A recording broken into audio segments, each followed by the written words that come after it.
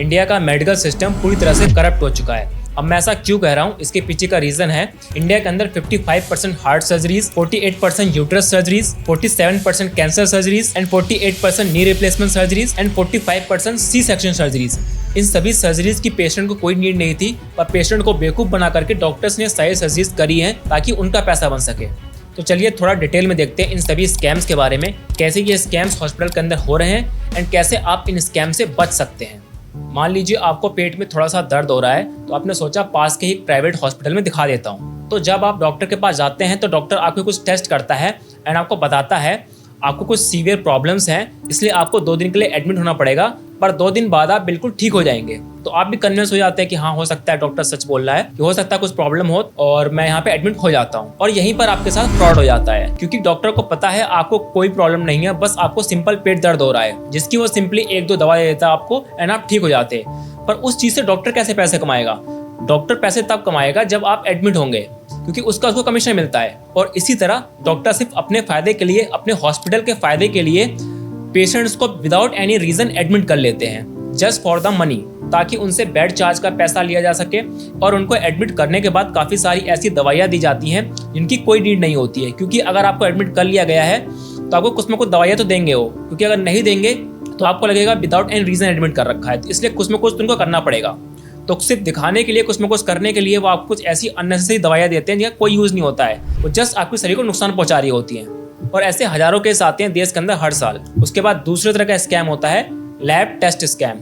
तो इसमें क्या होता है, जब भी आप किसी डॉक्टर के पास जाते हैं, वो डॉक्टर आपको कुछ टेस्ट लिखता है, जैसे कि ब्लड टेस्ट, यूरिन टेस्ट, ऐसे कई सारे टेस्ट लिखता है, 5-6 टेस्ट लिख देता है एंड आपको बोलता है कि आप ये टेस्ट करवा के लाइए, फिर आपको देखते हैं क्या प्रॉब्लम है। अब इसमें कैसे स्कैम होता है, देखिए डॉक्टर को पता है आपको किस टेस्ट की नीड है एक्चुअल में, जो कि हार्डली 1 से 2 टेस्ट की नीड होगी आपको, बट वो आपको लिख के देगा 5 से 6 टेस्ट। क्यों लिख के देगा?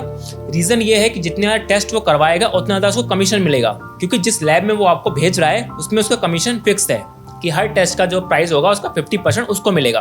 तो जितने ज़्यादा टेस्ट वो करवाएगा उतने ज़्यादा उसको कमीशन मिलेगा, और ये कमीशन 40% 50% तक होता है। तो आपको नीड सिर्फ 1 टेस्ट की थी, उसने आपसे करवा दिए 5 टेस्ट, तो वहाँ पे उसका बहुत सारा कमीशन बन जाता है। और आपने कभी कभी ऐसा भी देखा होगा कि आप किसी क्लिनिक के अंदर जा रहे हैं, डॉक्टर आपको कुछ टेस्ट करने को बोलता है ये टेस्ट यहीं हो जाएंगे आपके। तो वहाँ पे कैसे फ्रॉड होता है आपके साथ? डॉक्टर को पता है यहाँ पे कि आपको किस टेस्ट की नीड है, पर वहाँ भी आपको 5-6 टेस्ट लिख देगा एंड वो आपको करवाने के लिए बोलेगा। जब आप क्लिनिक में टेस्ट करवाएंगे तो वहाँ पे क्या होता है, जो वहाँ पे लैब वाला होता है उसको पता होता है एक्चुअल आपका कौन सा टेस्ट करना है और कौन सा टेस्ट आपका फालतू में लिखा गया है सिर्फ। तो एक्चुअल में वो टेस्ट कर लेता है वो, और बाकी जो टेस्ट होते हैं 3-4 टेस्ट होते हैं उनको वैसे ही छोड़ देता है। उसके लिए जो सैंपल कलेक्ट करता है उसको जस्ट सिंक में फेंक देता है और आपसे सभी टेस्ट के पैसे ले लिए जाते हैं। अब हम बात करते हैं प्रेगनेंसी स्कैम के बारे में। इसमें क्या होता है, आपको पता है बच्चे की डिलीवरी के 2 मेथड्स होते हैं। पहला होता है नेचुरल डिलीवरी एंड दूसरा होता है सी सेक्शन डिलीवरी। इसमें क्या होता है, ऑपरेशन करके बच्चे को बाहर निकाला जाता है। और यहाँ पे आप सिंपली समझ सकते हैं कि जो नॉर्मल डिलीवरी होगी उसमें पैसा कम होगा एंड जो सी सेक्शन डिलीवरी होगी उसमें पैसा ज्यादा होगा, क्योंकि वहाँ पे ऑपरेशन हो रहा है। तो यहाँ पे भी डॉक्टर्स अपने प्रॉफिट के लिए नॉर्मल डिलीवरी नहीं करते हैं, वो सी सेक्शन करने के लिए मैनिपुलेट करते हैं पेशेंट्स को। और इस चीज का डेटा अवेलेबल है पब्लिक में, मैं आपको बताता हूँ। 49.7% जो डिलीवरीज हो रही है प्राइवेट हॉस्पिटल्स में वो सी सेक्शन के थ्रू हो रही है, मतलब ऑपरेशन के थ्रू हो रही है, जो कि बहुत ही गलत बात है। ये डेटा थोड़ा पुराना है, 2024 में इसके नंबर और भी ज्यादा बढ़ चुके होंगे, ये 60% को भी क्रॉस कर चुके होंगे। यहाँ पे प्रॉब्लम क्या होती है सी सेक्शन से? देखिए सी सेक्शन जो होता है एक नॉर्मल प्रोसेस नहीं है, तो इससे बच्चों के अंदर बहुत सारे कॉम्प्लिकेशंस आती हैं फ्यूचर में, और इसमें बच्चे की माँ की भी पूरी लाइफ खराब हो जाती है, क्योंकि सी सेक्शन करने की वजह से उनकी पूरी बॉडी वीक हो जाती है एंड उनको लाइफ टाइम वो ऑपरेशन प्रॉब्लम क्रिएट करता रहता है। एंड जो बच्चे ऑपरेशन के थ्रू पैदा होते हैं उनके अंदर अस्थमा का एंड और भी काफी सारी बीमारियों का खतरा बढ़ जाता है। पर ये सारे हॉस्पिटल्स अपने फायदे के लिए पेशेंट्स को फोर्स करते हैं सी सेक्शन डिलीवरी के लिए एंड उनको मैनिपुलेट करते हैं ताकि वो सी सेक्शन डिलीवरी को चूज करें। उसके बाद अगले टाइप का स्कैम है मेडिसिन स्कैम। इसमें क्या होता है, अब देखिए दवाइयाँ जो होती हैं वो 2 टाइप की होती है मेनली। पहली होती है जेनरिक मेडिसिन एंड दूसरी होती है ब्रांडेड मेडिसिन। देखिए डिफरेंस क्या है दोनों में।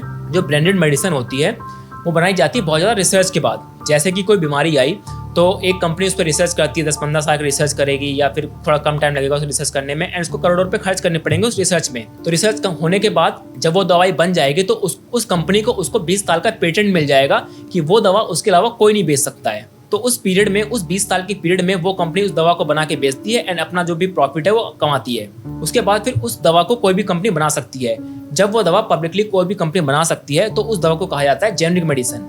देखिए जेनरिक दवाएं जो होती है वो सस्ती होती हैं ब्रांडेड दवाओं से, एंड इसका यूज केस तब ज़्यादा निकल के आता है जब दवाएं बहुत महंगी होती हैं, जैसे कि कैंसर की या फिर किसी ऐसी बड़ी बीमारी की जो दवा होती है वो काफ़ी महंगी होती है, जैसे कि 10,000, 15,000, 20,000 तक की दवा होती है। तो उस कंडीशन में जेनरिक दवाएं जो होती है बहुत ज़्यादा हेल्पफुल होती हैं, क्योंकि उनका रेट 3 से 4 गुना कम होता है। पर यहाँ पे डॉक्टर की कोशिश ये रहती है जितनी ज़्यादा हो सके उतनी हम ब्रांडेड दवाएं लिखें। क्यों? क्योंकि कंपनीज से उनको कमीशन मिलता है।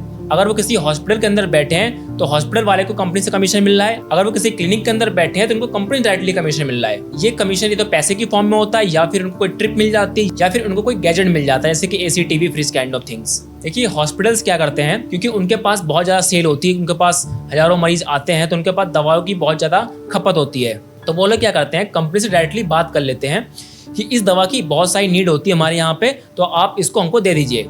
एंड कंपनी वाले हॉस्पिटल की मर्जी से जो MRP सेट करने को वो बोलते हैं वो MRP सेट करके वो दवा को दे देते हैं, और हॉस्पिटल वाले उस दवा को बहुत ही हाई रेट में बेचते हैं। वही सेम दवा आपको बाहर सस्ते में मिल जाएगी, और वही सेम दवा आपको हॉस्पिटल के अंदर बहुत महंगी मिलेगी, क्योंकि हॉस्पिटल को वहाँ पे कमीशन बढ़ जाता है, इसलिए इसका MRP बढ़ा के कंपनी वहाँ पे लिखती है। तो अगर आपको कभी भी लगता है कि ये दवा बहुत ही महंगी पड़ रही है आपको, तो आप उसके ऑल्टरनेटिव के रूप में जेनरिक मेडिसिन को ले सकते हैं जो कि बिल्कुल सेम होती है। उसके बाद नेक्स्ट टाइप का स्कैम आता है हेल्थ इंश्योरेंस स्कैम। तो इसमें क्या होता है, जब भी आप किसी हॉस्पिटल के अंदर जाते हैं तो हॉस्पिटल वाले आपसे पूछते हैं कि आपके पास इंश्योरेंस पॉलिसी है, तो आप कहेंगे हाँ है, और यहीं पे सारी गलती हो जाती है। जो इलाज पहले आपका 1,000 रुपये में होने वाला था, अब वो आपका इलाज 10,000 रुपये में होगा। क्यों? क्योंकि पैसा इंश्योरेंस कंपनी को देना है। आप भी ज़्यादा वहाँ पे केयर नहीं करते हैं, क्योंकि आप सोचते हैं पैसा मुझे थोड़ी देना है, पैसा तो इंश्योरेंस कंपनी को देना है। पर ऐसा नहीं है भाई, इलाज तो तुम्हारे ऊपर हो रहा है ना। जो फालतू की दवाएं लग रही हैं, फालतू के इंजेक्शन लग रहे हैं, वो तुम्हें लग रहे हैं, तो तुम्हारी शरीर खराब हो रही है उस चीज़ से। एंड इन्हीं पेशेंट्स को जनरली डॉक्टर एडमिट करने की सलाह देते हैं, क्योंकि उनको पता है कि पैसे की कोई कमी होने वाली नहीं है, क्योंकि यहाँ पे इंश्योरेंस कंपनी संभाल लेगी सब। तो इसीलिए कभी भी आपके पास इंश्योरेंस पॉलिसी हो तब भी हॉस्पिटल के अंदर मत बताइए। ये चीज़ आप बाद में बताइए कि मेरे पास इंश्योरेंस पॉलिसी है, क्योंकि अगर आपने पहले बता दिया तो आपके साथ इलाज होने की बजाय कुछ और ही होगा।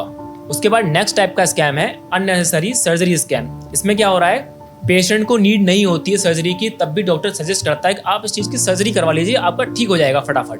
क्योंकि हार्ट पेशेंट केस में स्टंट डालना होता है, कोई हार्ट पेशेंट है तो उसको बोलेंगे आप स्टंट डलवा लीजिए, आपका हार्ट एकदम ठीक हो जाएगा। या फिर किसी के घुटने में प्रॉब्लम है तो वो बोलेंगे कि आप नी रिप्लेसमेंट करा लीजिए, आपके पैर एकदम बढ़िया हो जाएगा। और लोगों को भी लगता है कि हाँ डॉक्टर सही बोल रहा है, और वो करवा लेते हैं। सेम चीज़ कैंसर पेशेंट के साथ करी जाती है, उनको बोलते हैं आपका ट्यूमर निकाल देंगे छोटे से ऑपरेशन से। सेम चीज़ फीमेल के यूट्रस के साथ करी जाती है, उनको बोला जाता है कि आपको यूट्रस के अंदर बहुत सारी प्रॉब्लम्स हो गई, आप इस यूट्रस को निकलवा दीजिए। जो कि मैंने आपको बताया है कि 47% केसेस ऐसे होते हैं जहाँ पे कोई भी नीड नहीं होती यूट्रस को निकालने की, फिर भी वो निकाल देते हैं। तो यहाँ पे इन चीज़ों का ध्यान रखिए, क्योंकि अननेसेसरी सर्जरीज बहुत ज़्यादा हो रही हैं आज के टाइम पे, और खासकर प्राइवेट हॉस्पिटल्स में। तो अगर आपको कोई मेडिकल इमरजेंसी नहीं है तो कोशिश करिए एक ही बीमारी के लिए आप 3 से 4 डॉक्टरों से मिलें, ताकि आपको फुली आइडिया लग पाए कि हाँ मुझे एक्चुअल में क्या प्रॉब्लम है, एंड क्या मुझे एक्चुअल में सर्जरी की नीड है कि नहीं है। तो यही थे मेजॉरिटी स्कैम। इसके अलावा और भी काफ़ी सारे छोटे स्कैम्स होते हैं, पर ये वाले स्कैम मेन थे जो मैंने बताए हैं। तो आई होप आपको ये वीडियो पसंद आई होगी। तो मिलते हैं आपसे नेक्स्ट वीडियो में। अगर आपने चैनल सब्सक्राइब नहीं किया तो भाई कर लेना।